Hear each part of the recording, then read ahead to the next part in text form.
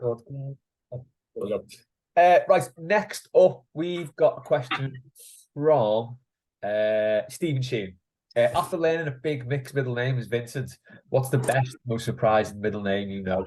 I think Kurt Happy Zuma takes some beating, especially after what he did to his cat, he does. Matt said Vincent is the best middle name, because I think that's Matt's middle name. Mark Everett Walters was another shout as well, which is a good one. Yeah. What's your middle name? Charles. Frederick. Nice. Yeah, my dad's middle name's Charles. Yeah, there's loads of us in our family got my granddad's name. So there's loads of Freddies in my family. I like that. Yeah, so just in preparation for this, because there was a little bit, I looked up a list of footballers' middle names. Okay. Bob Wilson. Yeah, Big Bob. Former Arsenal goalkeeper and grandstand pundit. His middle name's Primrose. Nice. Oh, Primrose Wilson. Decent. Kevin Davis, who made his name by scoring an absolute worldie for Southampton against Everton when he waltzed through the entire team. His middle name's Cyril. That's a very sort of that period, isn't it? That's a classic. That's his granddad's name, isn't it? That's his granddad's name. That definitely. Oh, Phil Jagielka. Is it like Nicodeum or something? It is Nicodeum, yeah. Yeah. He's Polish. Is it Polish? His heritage? Is he Polish? Sounds like it, doesn't it? That's a good one here as well. Oh, Stephen Carr. Okay, so he's Irish. Lightly light bulb-headed footballer. Yeah, he's Irish, isn't he, Stephen Carr? Yeah. I'm going to go for. I reckon his middle name is. I will make you the richest man on the planet if you get this right, to be honest. I will invoke Warren's question and give you all the money in the world. Is it Sheila? Not a million miles away. Well, it's quite far away, but yeah, it's Babeson. Ooh. Babeson. Babeson. Okay. I bet he used that when he was a teenager, didn't he? Loads. Babeson gets the babes or something. Oh, David Ginola's got a good one. So David something, Mark Ginola. Mark? With a C. With a C. Oh, okay. So the French way. Yeah. Okay, I'm going to say his middle name is Bouillabaisse. It would be nice if it was. It's Desiree. Oh, that's lovely, isn't it? I reckon I'd have taken that as my first name if I was him. That is very much what when you look at the Ginola, yeah, you Desiree, don't you? Oh my God, do you? Even when he played at Everton, he still had something. Not much, but something. Not much. Yeah, it really wasn't, was it? Oh God, it was like watching an incredibly attractive shed, wasn't it? It was. He couldn't like, by that point, could he? No, he was so. I mean, I regularly use the phrase "as much mobility as a snooker table," but he was. I mean, it was like he was trapped within a force field, wasn't it? Yeah, it was weird. So when you look at slow players, or let's take Harry Kane because he's this week's weapon boy. When you look at him, he's a player who looks like he's towing a caravan when he runs. Yeah. Ginola was different, as you say. It was like there was something not dragging him back, just stopping him moving forward. It was weird. And then when you think of the player he was at Newcastle and the way he used to glide about the pitch. Well, it's like that. Have you seen that tweet that's been going around with that girl who, when you listen to it, makes you feel like you've taken loads of drugs because she's so clearly so far down this route of conspiracy madness that when she speaks, I feel like I'm on drugs, right? It's really good because you can just watch her videos all day long. You don't take any drugs. But she's quite young. She's northern, and she's got lots of kind of Trustafarian hair. So there's a dread. Yeah. There's an attached thing. There's something made of hemp. There's a crystal. there's an old, Aramaic coin. Yeah. It's all that sort of stuff. And You've got a geek pie, basically. she basically, there's this tweet going around of her basically saying that, there's no way they've taken a picture of Earth from the moon. It's nonsensical. It would never happen. And that if there is such a thing as gravity, she says, if it's so strong that it's holding the world's buildings and the sea in place when it's upside down and we're all not falling off, and she's like, how can birds fly? She's like, how can my skirt be blown up in the wind? And all this. And she's completely convinced the world is flat. She's like, the only example, the only thing that makes any sense is the world is flat. And then she says, if you get a wet tennis ball and you throw it, the water comes off due to centrifugal force. She said, so apparently we're spinning round at thousands of miles an hour and no one's being flung off. Flying off everywhere. Yeah. And all this. And she's like, now some people will say that's because of gravity. But again, I tell you, if it is this strong, how can I get out of bed? And all this sort of stuff. It's just like, and that is kind of like, if you wanted to show her the effects of gravity, you would give her a highlight reel of David Ginola at Everton, where it looked like he was getting sort of the full force of gravity. Yeah. Almost negative gravity. Almost sort of like, it was pushing him back towards the ground. It's almost like he believed in this theory that if the world was spinning, everyone would fly off. So he's himself down. Just so he's taking no chances. Basically, that's how he was. Oh, do you know what? I believe in the flat Earth. What's that? I believe in the flat Earth. My name is Desiree. Hey, if he said it to me like that, I think I probably would as well. Oh, mate, yeah. I mean, if he came up to you and said, "I'm going on with your wife tonight," you'd be like, "Okay." Yeah, there's nothing you can do. No, There's not. Just don't make an idiot to yourself. Just all right. That's it. Yeah, yeah. Morgan Schneidling it. You just Morgan Schneidling it, don't you? Like that. Yeah. Just step back, hands in the air, don't get involved. Schneidling it. Full Schneidling. No, I think my son will probably get a lot of strange things unless he decides to eradicate his middle name when he gets older. It's Goodison, yeah. Because as everybody who's ever listened to me once on here, probably only once, will know that's his middle name, and he absolutely despises football. So it's a nice area. Whether he sticks with it, he added a middle name when he was a child, when he was a lot younger, because his middle name's Goodison and my dad's name. But he started adding my brother-in-law's name. Okay. Yeah. So for some reason, he started tagging that on. So he ended up with 3 middle names, one of which was my brother-in-law, which was a bit weird. It's a bit like, okay, he's a nice guy and everything, but yeah, I punted for a lot of weird names. I thought, you have the first one, the customer-facing one, right? Yeah. You have the customer face. I'll let you have the customer-facing name as long as I can get a weird one in the middle. And I wanted Zidane. I wanted Zinedine. They were both vetoed. I really quite fancied Sherlock or Horatio at one point. Was this in your pipe phase? It must have been. But yeah, we ended up sort of, I ended up getting Goodison there because it gives him, his name is Stanley Goodison Price. Yeah. And it's got a gravitas of a sort of industrial era Victorian bridge builder. It's a solid name. Yeah. Who built that mill over there? Stanley Goodison Price. You know what I mean? It's got that sort of thing, hasn't it? Big stovepipe hat standing next to a massive, coal mine kind of thing, But yeah, I think Vincent is a very good name, though. I do like Vincent. It's a strong name, isn't it? Vince. Yeah. Vince, it's got that, it will always have that inherent rock and roll quality, won't it, Vince? Yeah. It's not, good name. It's the hard V. Yeah, that's what it is. Um, Speaking of solid sounding things, what's your favourite Everton noise? Asks TWS. Mine's not one at the ground. Everton noise.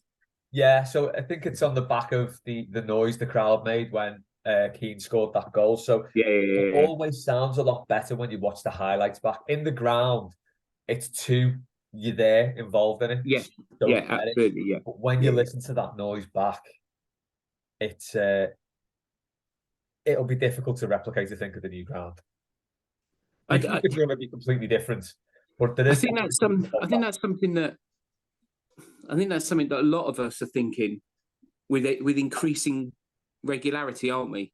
As we, you know, the the drone footage is amazing, and Dan Mice posting stuff last night where he's taking pictures of it and walking around it and stuff. It's incredible. But I think there is something very unique about that under the lights Goodison. Yeah.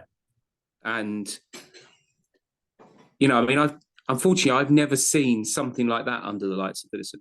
I've seen some absolutely dire shit under the lights of Goodison. So I've never really experienced something like that. I mean, the only truly absolute pandemonium thing I've ever experienced was a long time ago, because I've been so unlucky. I've seen some, and I'm unlucky when I go away as well. I'm unlucky when I go away. I'm unlucky. Well, let's face it, the last 10 years have been pretty shit, haven't they, really? So, having great moments are so few and far between, which is why, as a fan base, we are so completely insane, because we cling to the minutiae of joy. But, I was very lucky to be at the 3-0 derby, what was that, 16 years ago now, but I go to Portman Road a lot at the moment, and obviously there, I think they've won 7 games on the bounce now, and they're pushing the once high flying Plymouth with Stephen Schumacher, for an automatic promotion place now, and you go there and it's a very similar thing. It's a very similar shape, size. They get 28,000 in there, but you know what I mean, give or take. Square-sided, tiered standing. You know what I mean? It's just, it is a very old-fashioned ground. There's something about going there that's quite reassuring and comforting because of that noise. Yeah. And because I've been going there a lot recently with my friend who's a season ticket holder and stuff, because it's only up the road, and they're playing such good football, and they're winning lots of games, and they score lots of goals. There is something about that noise in a ground of that shape, size, and dimension and structure. Yeah. That old-fashioned structure that, my mate's sort of part of the Arsenal furniture. His family owned the Arsenal house on Gillespie Road. Okay, yeah. They are, they're woven into the fabric of the club. But he'll tell you how little he enjoys the Emirates, happily. Yeah. He'll sort of sit you and go, yeah, but even though Highbury got that reputation as the library, there was nothing quite like that low ground, boxed in, small pitch sort of thing. And West Ham's the same, isn't it? Yeah, and I don't know whether, because you've been to the new Spurs, haven't you? Yes. I haven't been yet, but I think that is the thing. I think that sound is something that, if you've been to enough old grounds in the country, it's something that they all seem to, those square-sided, high wood, those sort of the roofs that go over quite, and all that. It just seems to resonate, and obviously a lot of it's still made of wood as well, so that's probably got a lot to do with the acoustics of the place. Apart from somewhere like Loftus Road, which is just like being in some sort of 70s hellscape. Loftus Road always reminds me of, do you remember the stands you could get for Sabutio? Yeah. It's basically that on 4 sides, isn't it?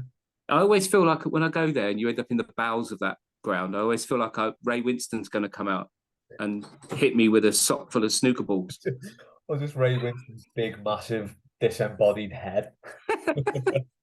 But no, I mean, Everton sound, you know, for me, you'll never quite be able to translate the Everton boo. The Everton boo is just one of the great fabled, you know, it enrages some fans. It's a joke to others. It's a birthright to most.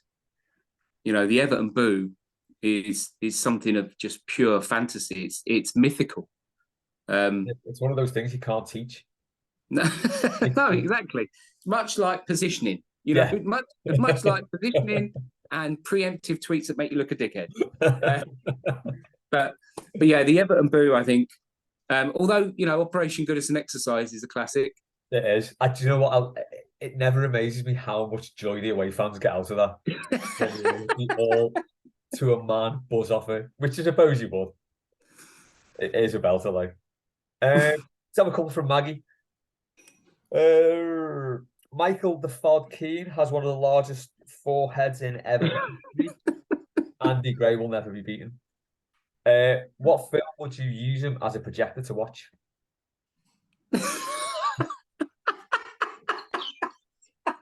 I don't know where she thinks of these, to be honest.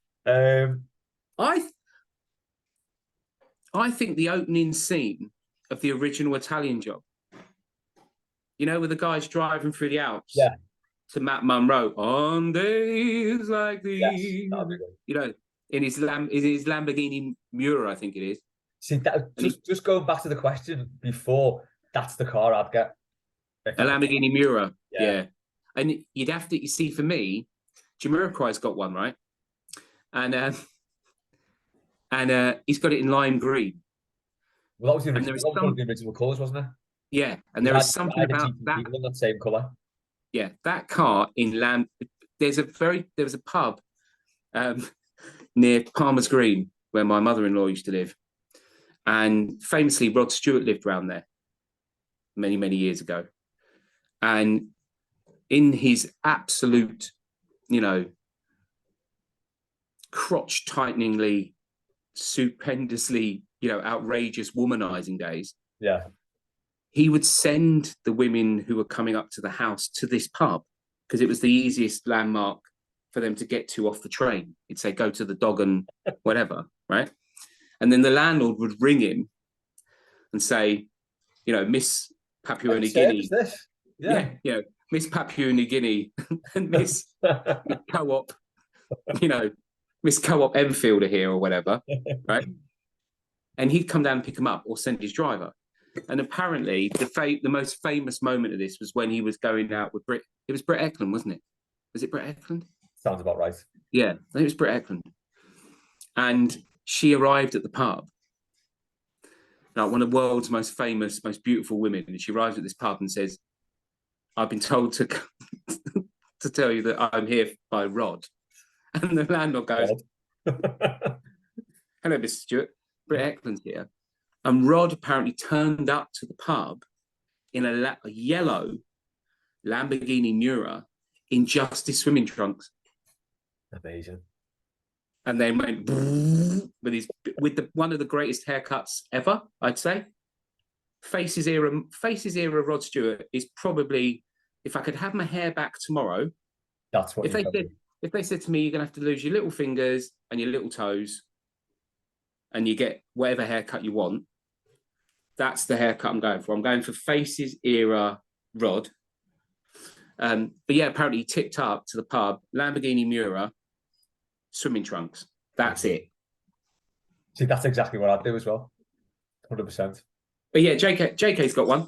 But yeah, that's what I'd play on his forehead, because I think that beautiful opening scene with the Italian Alps and the car weaving in and Matt Monro and stuff projected on Micheal Keane's forehead.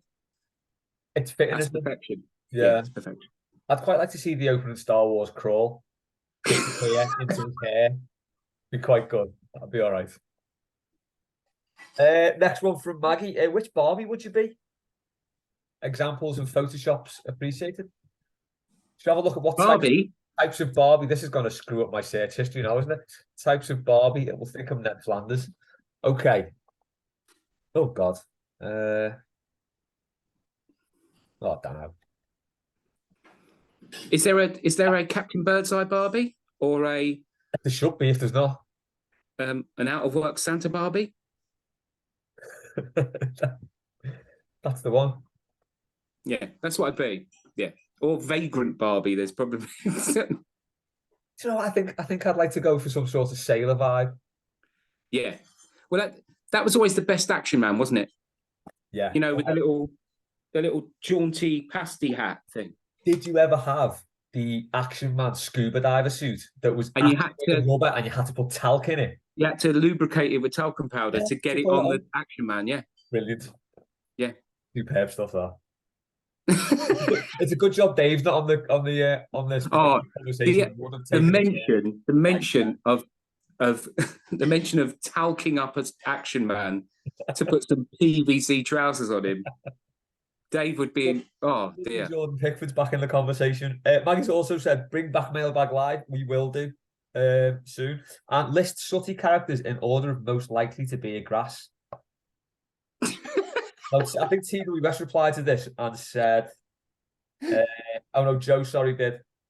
Said, I have to stand Sweep. Even with squeaks, they'd never be a grass, which I agree with. Sweep is the best fella in that show. I reckon Sooty tries to be a grass, but he's a dumb fucker, so he can't. And as Maggie said, the answer is Sue.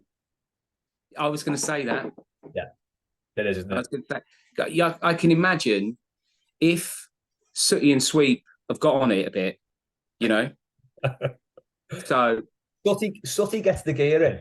Sweep takes the rap for it, doesn't he? yeah, exactly. That's how Yeah, it goes. because she grasses them up. Yeah. You know, when they're sort of spread eagle on the chaise lounge, surrounded by, you know, Pringles tubes and little silver balloon canisters. She drops them in it. Yeah, totally. Yeah, definitely. So it's Sue. What's your favourite gin? Now you see, I've just in the last, you know, I mean, it's quite worrying, really. I should probably talk to someone about it, but I love a martini. I'm literally currently sitting here thinking, surely it's nearly time, you know. 3 o'clock on Friday afternoon. So obviously the you know, you can make martinis in different ways, all depending on how dry you want it and various things like that. I make a martini which is similar to a martini I used to make in a restaurant that I used to work in, which is a basically single measure of gin, single measure of vodka, a splash of white vermouth or Manzanilla sherry, and then stirred down over ice, poured with a twist. My wife likes some dirty, so with olives. But gin-wise, for a superb piece of product placement that I will then be contacting the owner of this company for, once I've thrown this into the mix to say, I'm spreading you wide, mate. Vault, V-A-U-L-T, Vault Gin. They make a really amazing locally foraged botanical gin. They make a vodka, which is filtered through charcoal, which is lovely. They make a bitters, so like Italian Amaro, like a strong Amaro, so 30% Italian red bitters. They make two types of white vermouth. They basically make all the ingredients you need to make banging martinis and banging Negronis. And then once a year, they do like this incredible white vermouth, which they filter through oyster shells. Oh, and it's called and they use champagne to make the vermouth, and they filter the actual liquid through oyster shells. So it's called champagne and oysters vermouth. This is very fancy. And all you do is drink it either on ice or long with soda and a little bit of rosemary or a twist in it. And it's just like, yeah. So Vault Vermouth would be my gin of choice. There you go, Laura. Go for that one, then. I'm not going to argue with that. Dance the drink, man. In a good way. Okay, what else have we got? Adam, I'm not going to ask you a question. Okay. You got one? Hmm? Did you see the question? No. Right, well, okay, I'll ask it because I think he's talking about 10-pin bowling. What's your preferred fingering technique? So I think he's talking about 10-pin bowling. So obviously it's that. I just made a claw at the camera then. I have to cut this out. What else have we got? See, this is where I usually write it. Oh, there you go, Mike Blakey. More of a statement. We look better in all blue. I think Matt was saying something about this the other day, wasn't he? About blue socks. Blue socks with white shorts. Um, Not for me, that. the last all blue I remember, like really vividly, was you remember the collared. I remember it's Nikita Jelavic in all blue. Yeah, so the GIF I used for this, the tweet Right. the show, that was the all blue at Old Trafford. It's got the collar, right? It's got a little yellow, a yellow there, yeah, a little bit of amber. Yeah, yeah. that's it. Yeah, yeah. I don't mind it. I don't mind. You see, for me, if I had my way in Dan's more money than sense world, where my statue adorns every town in the UK, I think, you see, I'd love us to bring back that army green and orange. Yeah, it was good. That was It's the one because they, as you know, I've got most tracksuit tops. I pretty much do all the tracky tops. Yeah. Primarily because I'm a bit like, can I still wear a football shirt at my age kind of vibe? Although I have loads of football shirts, but I really regret not getting that kit.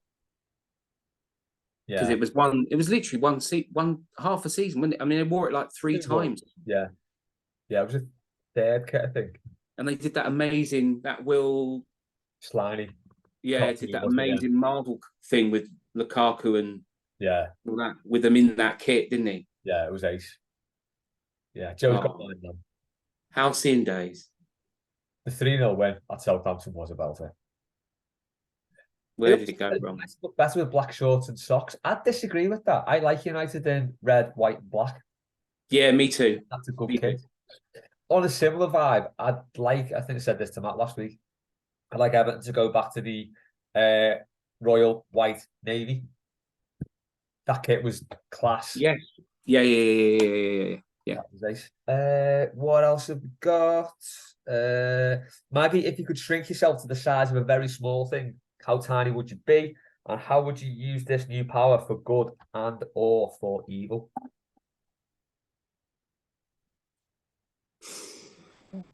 I mean, you could argue that I am already a very small thing anyway. So if you see, if you were going for pure evil, just pure unadulterated evil, you'd shrink yourself molecularly, wouldn't you? Right? Then you'd work your way into someone's bloodstream that you don't like, and you'd act like a foreign agent in their heart. So you'd basically cause them to have a heart attack by, standing in the middle of one of their main aorta. Like in a space, but a bit of a grim version of it. A John Wick version of Inner Space. So you shrink yourself down with Martin Short. You go up, you travel up someone's main aorta to their heart, and you basically act like the reverse of a stent. So you shut them down. Silent assassin. Bang, done. So that would be the pure evil one, wouldn't it? Yeah. For good, I guess you could climb into the brain of someone who runs an energy company and plant thoughts in their heads to not be complete bastards. Yes, I'll go with that. Just climb into their brain and say to them, whilst they're sleeping, things like, you do know you're destroying people's mental health, welfare, and general well-being because you're a prick. I'll just work there, but just remember the Numbskulls cartoon. Yeah, yeah. Like one of them. I'm really playing to the younger demographic here. Yeah, do you remember Why Don't You? So that's what I think. For good, that would be the thing, where you get in their head and you'd basically a bit Ratatouille in a way, but without the sort of chef's hat. Yeah. And you'd basically get them to, through mental coercion and torture, to go live on television. Because the thing is, if you imagine if one energy company went live on TV tomorrow on Good Morning Britain or whatever, and went, we've had a crisis of conscience, right? I had a dream last night, and I realised we're being pricks, right? So as of tomorrow, whatever the energy company is, whether it's Eon, whatever, blah blah, we are slashing our tariffs because we can afford it, and it makes no difference. And basically, everybody's energy prices as of tomorrow are a flat rate of 450 quid a year, right? And you did that on television and went, I'm so sorry, we are greedy, we are noxious, there is no need for it, we are making billions every year, I've got a lovely house, I've had a statue erected in the town where I live, a Lamborghini Miura, and I've got a Lamborghini Miura, Britt Eklund's on her way over, and I'm in my pants, right? I am safe as houses, mate. And you did that, I guarantee you, within 24 hours, another one would have done it. Well, yeah, weirdly, this is how it used to work with price rises. So back in the good old days when prices were like relatively low, what they'd do is they'd all sit and wait and wait and wait until about October. Then one of them would go, right, we're putting our prices up just before winter. And then sure as eggs, everyone would do the same. They'd all just follow one. So yeah, that makes sense that they would follow the other way. I think because you imagine being the PR at the other one. So the PR rings up and goes, you never guess what Jeff Big Power's done. What's Jeff done? Jeff's just gone on Lorraine and slashed energy prices because he says he's had a moment of conscience and he's in his pants and he doesn't care. He doesn't need the money, right? Lovely feather cut as well. Yeah, and he's got great hair, right? And he doesn't care, and he's just slashed them. And you'd have, Billy Superwatt at the other place, and he'd be like, "Well, what are we going to do?" And you go, "Well, look, I've booked you on Jeremy Vine. As long as you don't knock him off his bike, you'll be all right. You're going to go on and match him. You're going to go on and say, do you know what? I've been thinking too. I got up this morning in Tuscany and I looked across the valley and I thought to myself, I don't need it either." And it would be like a domino effect of, sort of pressurized honesty and pressurized generosity. And if you could do that by crawling inside one person's head and behaving like some sort of inner conscience, then that would be, that's what you do, wouldn't you, really? And then you'd climb up the artery of Kelvin McKenzie and kill him. Clearly. And then we're all sorted. Last one, we'll squeeze one more question in. What's your Everton conspiracy theory? Andrew Millington replied to this and said some cosmic dickhead with a time machine made sure we couldn't pay the rent 130 years ago, and the rest has all been the punchline. Which I think is a very nice way of putting Everton, to be honest. We've just been the punchline for 130 years, which is basically true. I mean, there are so many, aren't there? You see, I'm absolutely convinced that Ken Wright will get a part of the stadium named after him. I'm convinced of it. Well, this is where I was going with mine. The only reason the Park End is the Philip Carter stand is because Ken Wright has set a precedent that a chairman has a stand named after him. So he's going to do the same at Bramley-Moore. Definitely. I mean, putting that thing back on the stadium the day of the game. Oh, God, that was mental, wasn't it? I mean, there is no... you see, I have no doubt in my mind that was done on purpose on that day. Yeah. That is a defiant gesture from an arrogant man. Yeah. Definitely. That is a defiant gesture from an arrogant man. Whether it was done, I've heard people say maybe it was done because he wanted to inflame fans. He wanted fans to make fools of themselves and take it off again. He wanted people to go, look at they've done it again. You see how, what did he call himself? The other day, when he said he'd been... He used the word for being castigated. He used the word castigated. Yeah. So I think my worst, and it's not necessarily a conspiracy, but I feel that the reason why we are where we are and the reason why this is going the way it's going, I think it wouldn't surprise me one bit if that was announced within the next 12 months. that there is going to be a part of the stand named after him. Yeah. And that was part of the deal, you know. Yeah, I mean, I've always thought that having a church very near a football ground is always a bit of a weird one. You know, we don't know how those forces work, do we? And it's never really worked for anything positive, has it? Really, let's be honest. No, when you look at Satan's lounge band across the park, yeah, it's not But you worked know, well for us. I mean, especially with the books coming out in the last week, you know, Twitter is full of where's that money gone? What's happened to this? What's done with this? And why did we have to sell Richarlison? Didn't we? Was it because they told us we had to get 100 million back in? Was it Richarlison and someone else? You could just have favourite conspiracy theories from like the last 12 months. I mean, yeah, the last 12 months. But, you know, I remember growing up as a kid, and the big conspiracy theories, the Everton conspiracy theories back when I was a kid was, why did Gary Speed leave? What was the real reason Gary Speed left? The Ferguson conspiracy, why he went. Yeah. You know, all these. It's a tale as old as time, isn't it? You know what I mean? It really is.